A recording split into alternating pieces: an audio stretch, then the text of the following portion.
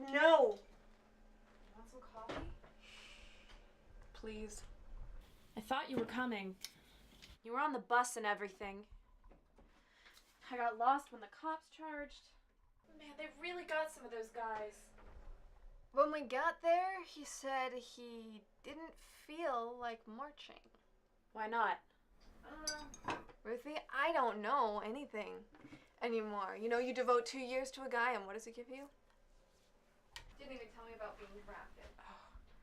Look, he's not drafted. For Christ's sakes, Kathy. That letter's for a physical, that's all.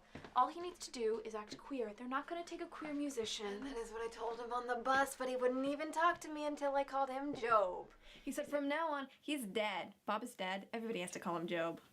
Come on, Kathy, he's just putting you on. That's what I mean, though, me. He's even putting me on. The ungrateful bastard after everything that I've done for him.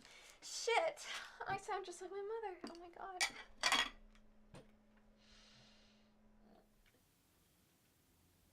It's just, you get tired of giving all the time, and nothing's coming back.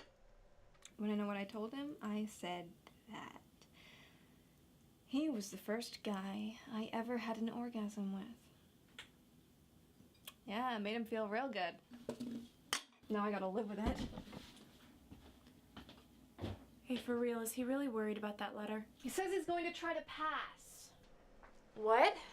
That's what he told me. He said he's going to study engineering in the army, and when he gets out, he's going to marry a nice little plastic wife and get a nice little plastic job and a nice little plastic suburb and have 2.7 plastic children.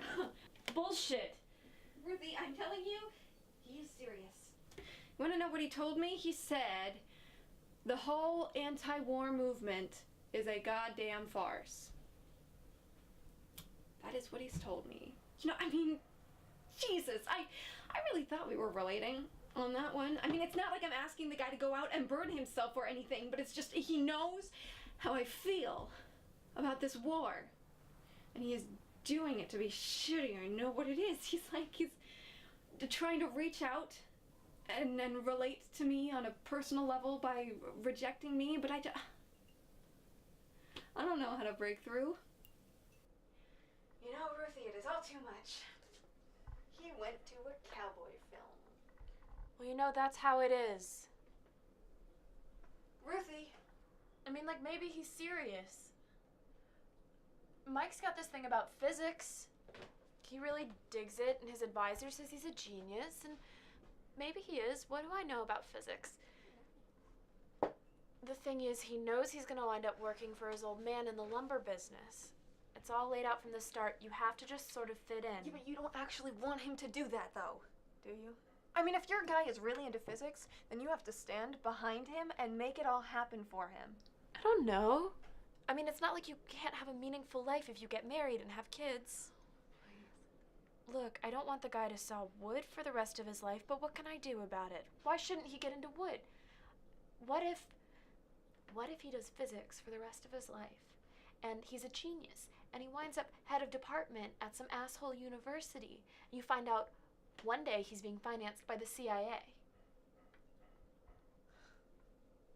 These guys.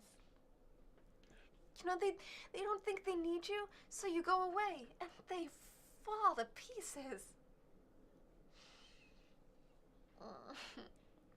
You should have seen Bob when I first met him. I did. Oh gosh, he used to compose all this really shitty music.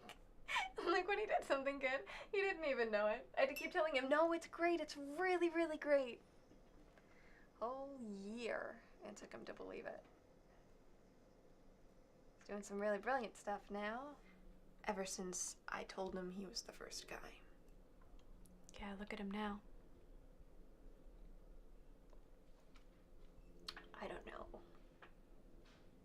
You know, you think that you're really relating like crazy, and then suddenly it's like a whole new scene. Maybe you ought to stop relating so hard.